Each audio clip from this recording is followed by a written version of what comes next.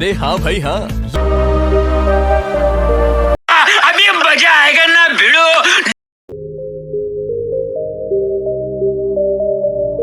जब तक तोड़ेंगे नहीं तब तक छोड़ेंगे।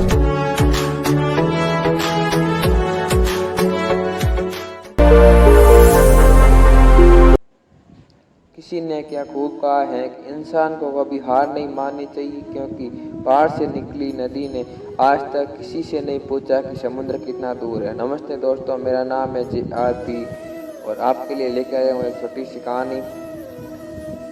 एक लड़के की जिसकी नौकरी तलाश थी, सेनापति उसका अच्छा दोस्त था। राजा के पास कोई नौकरी मिल जाए, सेनापति के पास हिम्मत करके पहुंचा। पहले तो उसको लगा कि सेनापति के पास नौकरी मांगना सही नहीं है, लेकिन उसे कहीं से जॉब नहीं मिली। उसे लगा कि दोस्त के पास ही चला जाऊं। जाकर सेनापति से कहा कि मुझे राजा के पास नौकरी लगवा दो। तो सेनापति ने पूछा कि तुम्हें क्या आता है? तो लड़के ने कहा सब कुछ थोड़ा थोड़ा आता है, कुछ खास मुझे आता नहीं है, फिर भी तुम्हें यहाँ नौकरी कैसे मिलेगी? सेनापति ने कहा। और सेनापति ने कहा चलो ठीक है, राजा से मिल लेते हैं। राजा साहब के पास गए। राजा ने वही सवाल किया कि तुम्हें क्या आता है? तो लड़के ने कहा वैसे तो मुझे थोड़ा थोड़ा काम सभी आता है, लेकिन मुझे खास कुछ काम नहीं आता है, कोई खास स्किल नहीं है, लेकिन सब कुछ थोड़ा थोड़ा आता है, मैं मैनेज कर लेता हूँ, कभी कोई काम अटकने नहीं देता हूँ। राजा ने कहा ठीक है, रख लेते हैं। उसे काम पर रख लिया, लेकिन उसे कोई काम दिया नहीं गया, बस ऐसे ही, क्योंकि सेनापति ने बोला था तो ऐसे ही रख लिया। तो वो काम करने लगा, आता था जाता था, थोड़ा बहुत काम मेल में कुछ होता तो कर देता था, वरना उसे कोई खास काम नहीं हुआ था। एक बार राजा को लगा कि इस लड़के को उस गांव में भेजते हैं जहाँ से हमारा पैसा बकाया है, थोड़ा तो काम में लेते हैं। और उसे बुलाकर कहा कि सुनो, घोड़ा तैयार है तुम्हारे लिए, तुम निकल जाओ। घोड़े पर बैठकर एक गांव से दूर पहाड़ के नीचे वहां जाना है और उन गांव वालों के पास से हमारा पैसा बकाया है, उन्हें लेकर आना है। उन्होंने हमसे कर्ज लिया था लेकिन आज तक चुकाया नहीं है। तुम ये कागजात लेकर जाओ और उनसे सारा पैसा जो बकाया है लेकर आओ। बस इतना सा काम तुम्हें करना है। और लड़के को राजा ने कह दिया। वैसे तुम्हें कोई बड़ा काम दिया नहीं, लड़के को कहा। लड़के ने कहा कि ठीक है, मैं वहाँ जा रहा हूँ, लेकिन एक बात बताइए, वहाँ से जब लौटूं तो आपके लिए क्या लेकर आऊँ?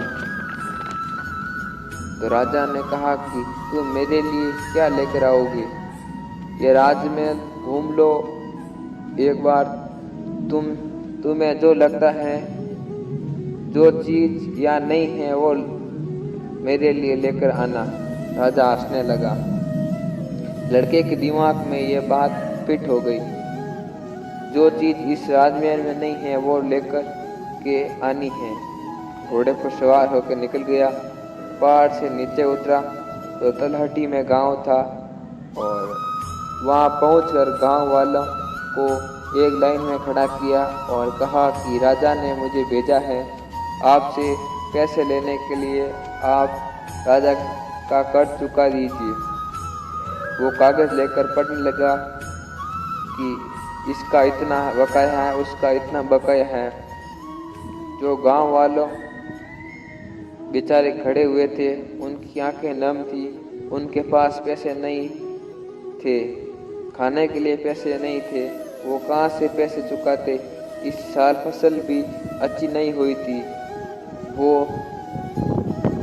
इसमें सक्षम नहीं हो पा रहे थे कि उनके पास पैसे नहीं हैं। और वह उस लड़के को बताए भी नहीं पा रहे कि उनके पास पैसे नहीं है। सबकी आंखें नम थी, चुपचाप चेहरे लटका के खड़े थे। उस लड़के को समझ में आ गया कि गांव वालों के पास कर्ज चुकाने के लिए पैसा नहीं है। शाम का वक्त था, लकड़ियां जल रही थी, सर्दी का वक्त था, अलाव लगा हुआ था। इस लड़के ने कहा कि सुनिए, आप सबका लोन जो है भूल जाइए, आपको राजा को पैसा नहीं देना है।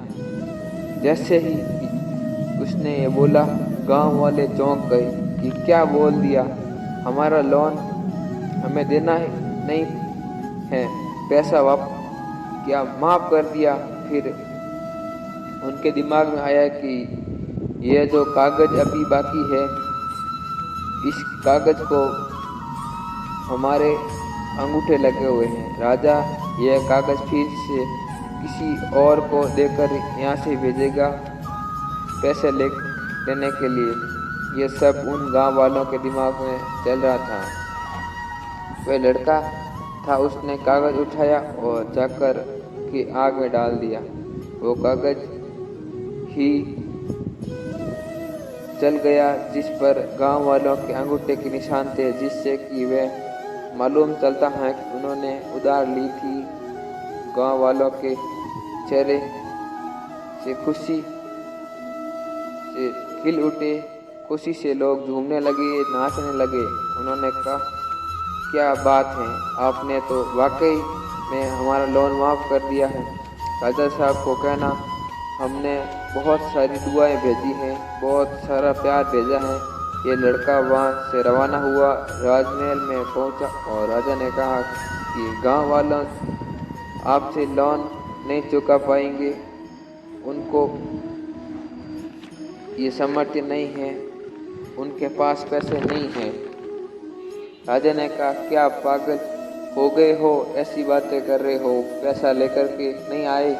लड़के ने कहा कि आपने कहा था कि राजमहल में जो चीज़ नहीं है वो लेकर के आनी है, मैं वो लेकर के आया हूँ उन पैसों के बदले।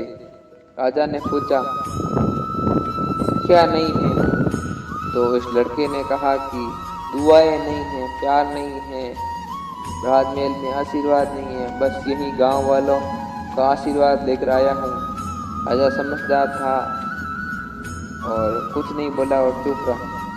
कुछ दिनों बाद में राजा पर दूसरे राजाओं ने मिलकर अटैक कर दिया। इतना भयंकर अटैक किया कि अपनी जान बचाकर वहाँ से भागना पड़ा। ये लड़का भी साथ में था। इसने कहा कि सुनिए, मैं आपको एक ऐसी जगह पर छुपा सकता हूँ जहाँ पर किसी की भी भनक तक नहीं लगी। उसी गांव में चलते हैं जो पहाड़ के नीचे तलहटी में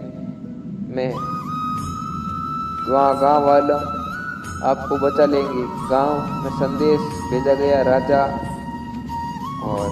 को और उनके परिवार को। लड़का वहाँ लेकर पहुँचा। गांव वाले ने स्वागत की तैयारी की। राजा साहब को वहाँ पर रखा सुरक्षित और सारे गांव वालों ने उनकी रक्षा की। जब राजा वापस सेना इकट्ठी की और ताकतवर हुआ तो वापस राजमहल पहुंचा और अपने प्रदेश सारे जीत लिए। और उन्हीं दुआओं की वजह से राजा अपने प्राण बचा सका और अपना राज्य वापस ले सका, उन्हीं गांव वालों की वजह से। तो दोस्तों, इस छोटी सी कहानी का यही सार है कि अच्छा काम करते रहिए, एक दिन आपके पास वापस लौट के आएगा। क्योंकि जो वस्तु आपने दी है किसी को, वो कभी तो कभी लौट के आएगी। तो दोस्तों, मिलते हैं अगले गाने में, तब तक के लिए शुक्रिया। जय हिंद।